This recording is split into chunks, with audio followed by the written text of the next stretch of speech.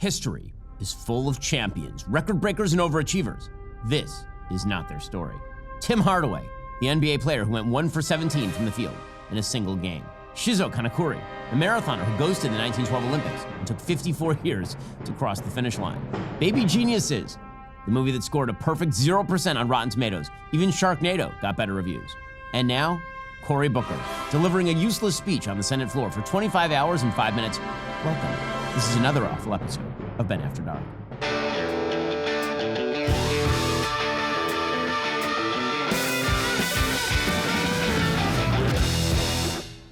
Now, this is just typical Cory Booker. A real feat would have been if he stayed quiet for 25 hours. But we all know that was impossible. A camera was nearby.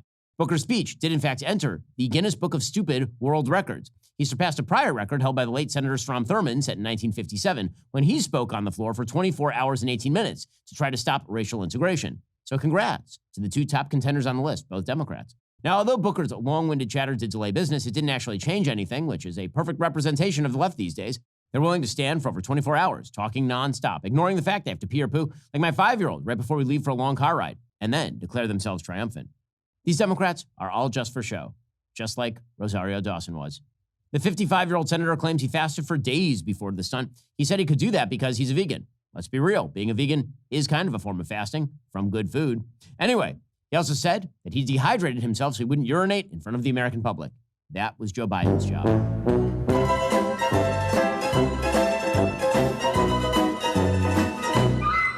Booker blathered on about a country in crisis, Elon Musk dismantling the government, the end of healthcare.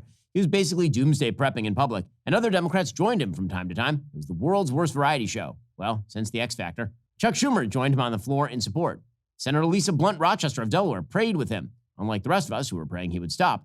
Chris Murphy stopped by to call him a brilliant and intrepid political force, and also to see his young girlfriend who isn't his wife. Now that we truly know what happens when a tree falls in a forest, Booker will go back to being a useless public servant, focusing on grandiose, meaningless gestures over actual hard work, and also looking like an angry Large Marge. That scene is absolutely terrifying. We'll get to more on this in a moment. First, let me tell you something. I never realized just how bad my old mattress was until I got my Helix mattress. You know that feeling where you wake up and your back is already just complaining at you? That was me more often than not. Don't even get me started on how my old mattress turned into a heat trap at night. But since switching to Helix, I wake up feeling ready to take on even my busiest days, even the craziest headlines. Here's what makes Helix different. They don't believe in one-size-fits-all sleep solutions. Instead, they use their sleep quiz to match you with a custom mattress based on your body type and sleep preferences. Whether you sleep hot, need extra support for your back, or you share your bed with a restless partner, Helix has a perfect match for you.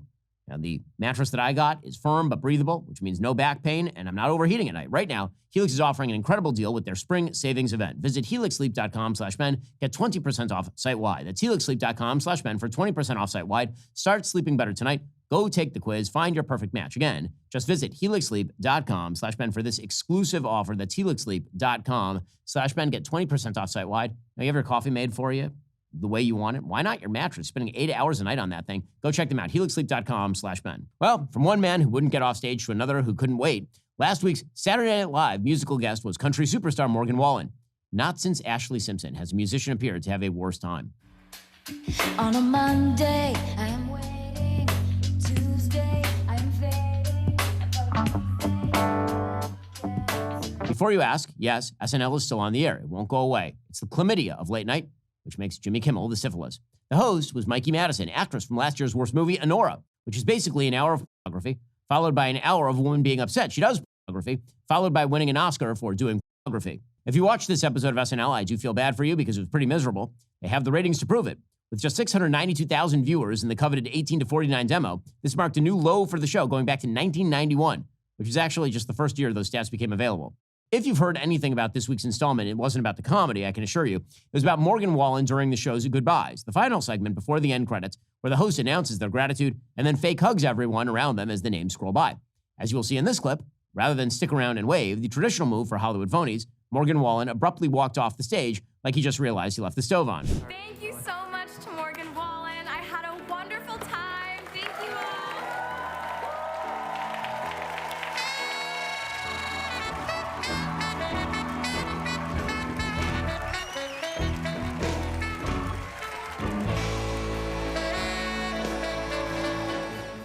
And they're all like, where'd he go?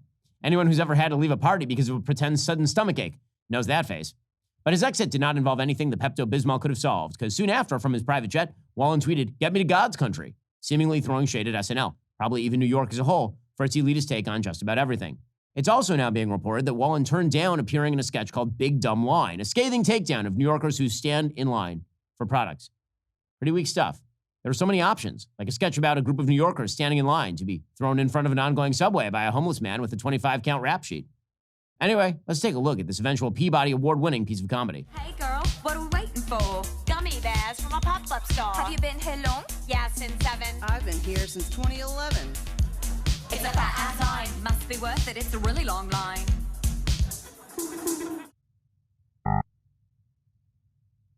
There are no words. Comedic genius.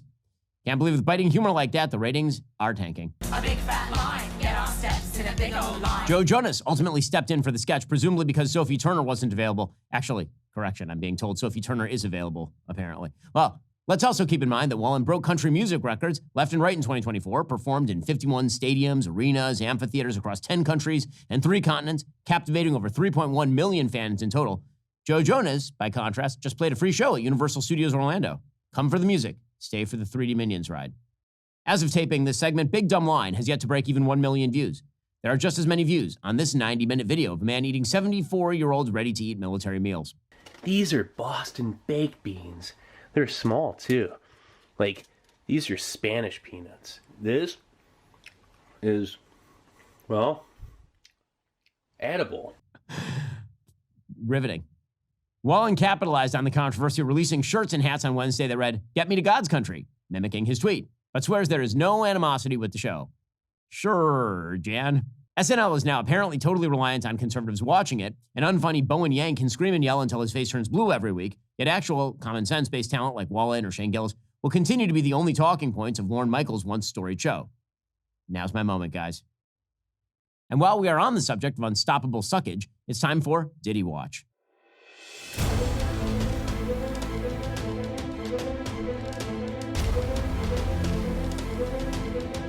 It's been a roller coaster of 2 weeks for Diddy, starting with brand new allegations from a male photographer who worked with the embattled rap mogul on a commercial set in 2022. The yet-to-be-named accuser says Combs demanded oral sex in a blatant sexual quid pro quo and commanded he finish the act, then carry the, quote, in his mouth like a squirrel. Do squirrels even carry in their mouth?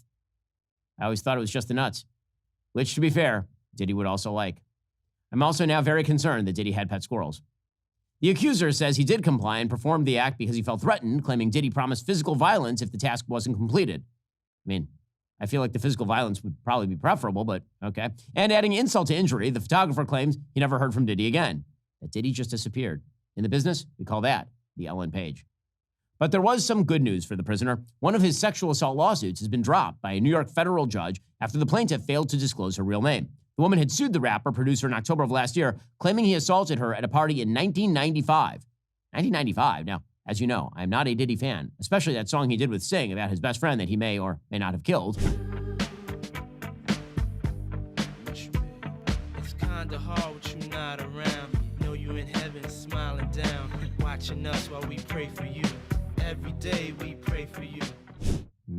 If you're accusing somebody of a crime from 30 years ago, it does seem logical to at least put your name on it, especially since there are probably thousands of victims between then and now. For reference to how long ago 1995 is, it's the same year the Macarena came out. The left says now is the dumbest time to be alive.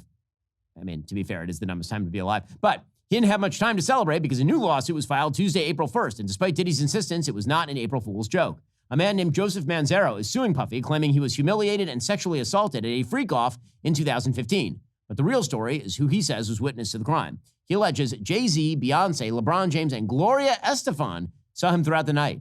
No! Not Gloria Estefan. I hope the Miami Sound Machine can vouch for her alibi. The incident supposedly took place at Diddy's son, Christian's 17th birthday party, where the superstar dad apparently strapped a fake penis to the plaintiff's face and paraded him around for laughs, like a squirrel. Manzaro claims he was drugged and transported to the party on Star Island in Miami and ran into these celebrities throughout the night, wearing this very unfortunate hat and being called a snitch. Man, at my 17th birthday party, we just went bowling. Diddy is still facing dozens of lawsuits, in addition to federal charges of racketeering, so his true punishment still awaits. But if they really wanted to make him pay, I have the perfect idea for a cellmate. I'm losing sleep. I'm terrified. I'm scared. Help me, please. Just let him start talking. Lock the door. You bring the squirrels.